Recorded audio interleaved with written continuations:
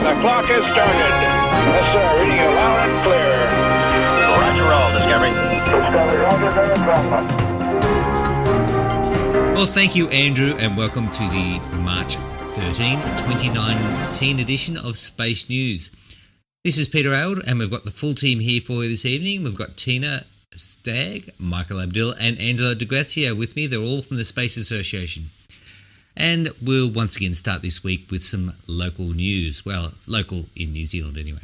Rocket Lab is now targeting the second half of March for its first Electron rocket launch of the year. The company said last week that it plans to launch the Radio Frequency Risk Reduction Development Demonstration, or R3D2, not R2D2, satellite for DARPA between March 16 and March 30 from its New Zealand launch site. The launch was scheduled for late February, but delayed because of the prime contractor for R3D2, Northrop Grumman, needed additional time to complete verification and validation work on the spacecraft.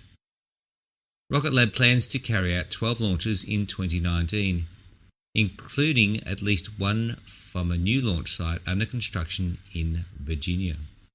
Okay, thanks Pete. Let's go to NASA Commercial Crew.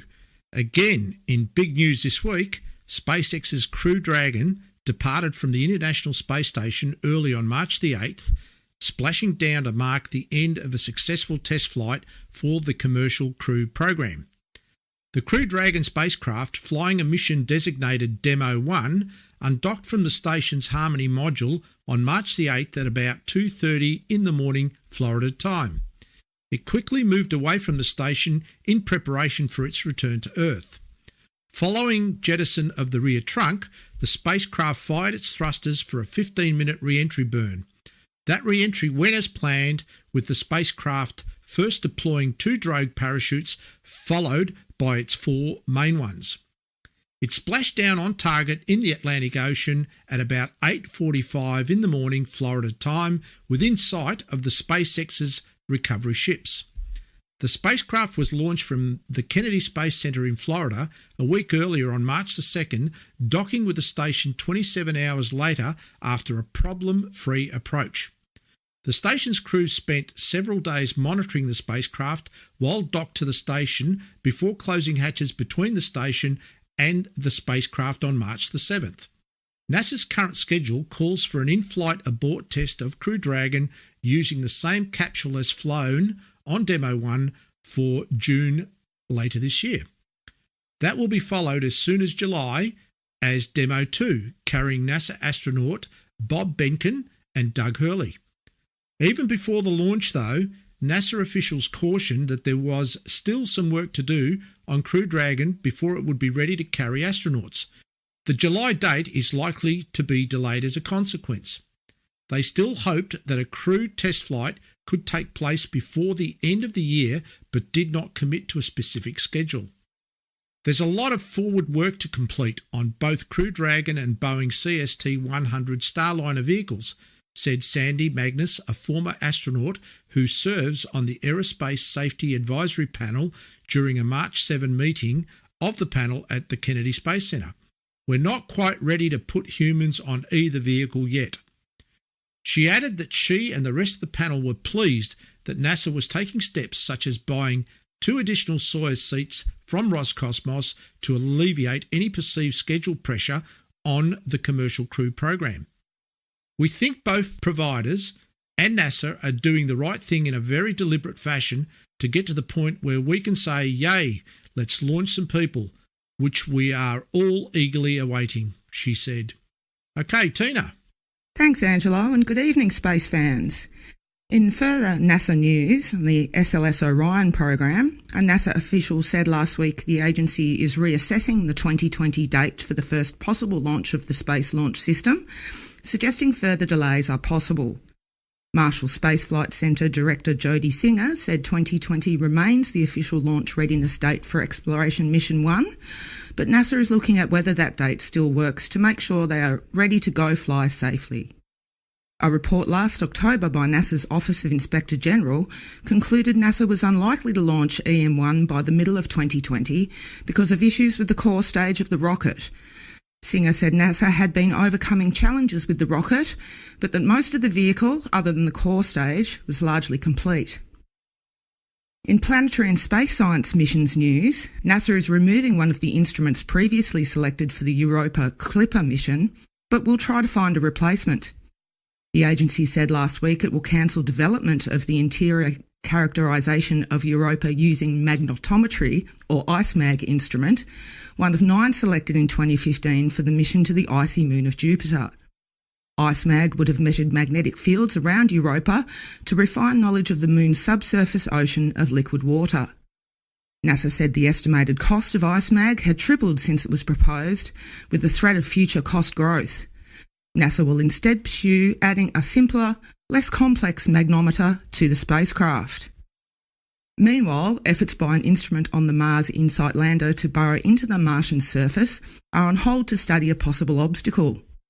The Heat and Physical Properties package is designed to hammer its way as deep as 5 metres into the Martian surface, but the probe, or mole, stopped after going only a few dozen centimetres into the surface and appears to now be at an angle.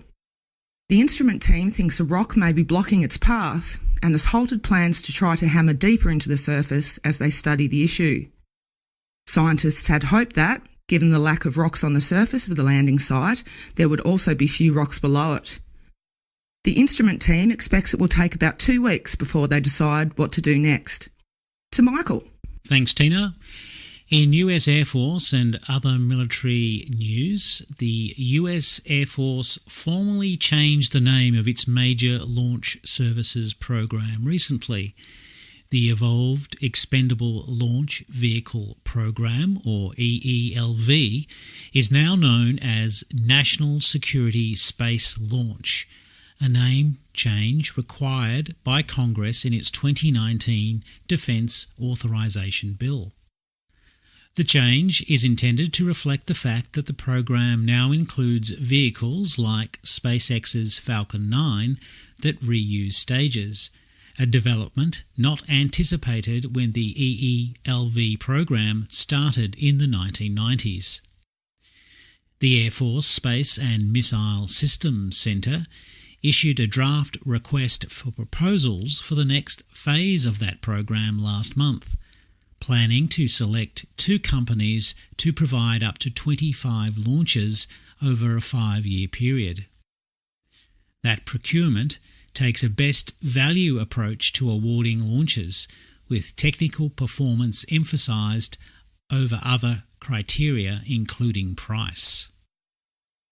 Meanwhile, the Pentagon has outlined its plans for establishing a Space Force. The legislative proposal sent to Capitol Hill last week seeks $72 million in fiscal year 2020 to create a Space Force headquarters at the Pentagon, which will grow over time to about 1,000 people and an annual budget of $500 million. The Pentagon would then transfer thousands of service members, primarily from the Air Force, into the Space Force starting in 2021. Many other details, including the creation of a unique culture for the Space Force, with its own training and other elements, are not included in the proposal, but will instead be developed over time. Peter. Okay, over to Europe. The European Space Agency has approved plans to cooperate with China on a space science mission. ESA's Science Program Committee has given approval to proceed into full-scale development of the Solar Wind Magnetosphere Ionosphere Link Explorer, or SMILE mission. Scheduled for launch in 2022, SMILE will study the interaction between the solar wind and the Earth's magnetosphere, particularly in the north polar regions of the Earth. China will provide 2 of SMILE's 4 instruments and the spacecraft bus, while ESA will provide the other 2 instruments and the launch. Back to Tina. In Russian news, a passive-aggressive reaction by Russia to the Crew Dragon mission may be a sign of deeper insecurities about its own capabilities. Various statements by Roscosmos before and after the docking appeared to cast a shadow over SpaceX, including one statement in English where Roscosmos congratulated NASA, but not SpaceX, for the docking. A Russian space expert, speaking on Russian television last week, suggested the reactions underscored the fact that Crew Dragon is a more capable vehicle than Russia's Soyuz spacecraft. With the introduction of commercial crew services, Russia will soon be without a major source of revenue, as NASA will no longer buy seats on Russian spacecraft. Back to Michael. Moving on to news from India. The French space agency CNES will help India on its human spaceflight program. A team from the Indian space agency ISRO will travel to France for training in microgravity research and space medicine to assist India's Gaganyaan program for flying people into space by 2022. The two countries also signed an agreement to develop satellites for maritime surveillance in the Indian Ocean. And now Japan. Japanese scientists released video of a successful landing on an asteroid last month by the Hayabusa 2 spacecraft. The video showed the spacecraft briefly contacting the surface of the asteroid Ryugu and kicking up material, some of which project scientists hope was captured by a sample collecting device on the spacecraft. The video indicates that the surface is like pumice in that it's rough and fragile. The spacecraft will fire a projectile into the surface in April to excavate material from deeper within the asteroid, with a second landing in May to collect material. It's likely that a third landing attempt, originally proposed for the mission, will not be necessary. Okay, Tina, back to you. In Canadian news, participation in NASA's Lunar Gateway is the centrepiece of Canada's new National Space Strategy. That strategy, released last week, emphasises plans announced the week before by the Canadian government to provide a robotic arm for the Gateway, spending $1.4 billion over 24 years on the program.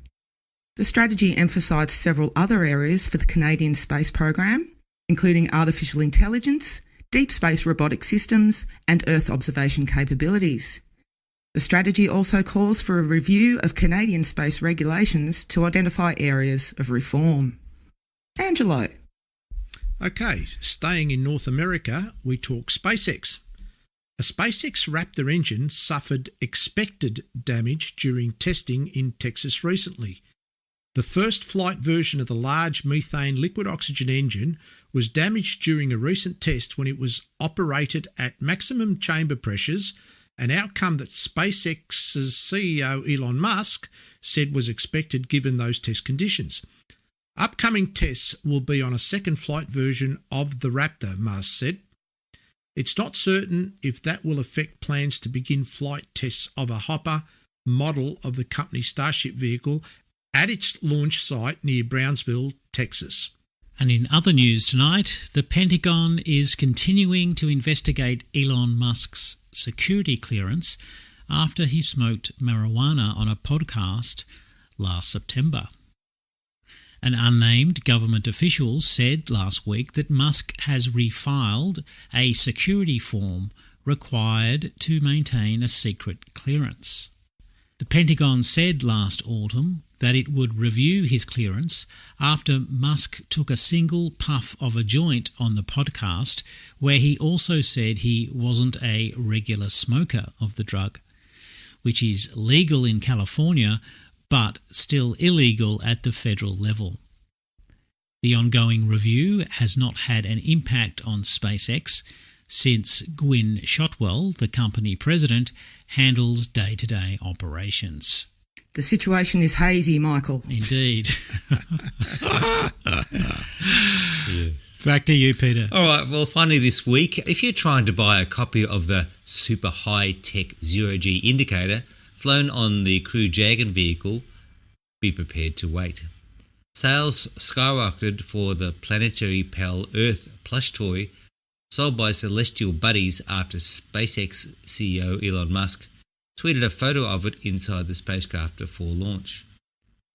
The toy did float around in zero-G after launch and has now been left on the ISS to be picked up by the DM2 crew. The company was taken by surprise by the toy's inclusion on the mission, and its supplies quickly sold out.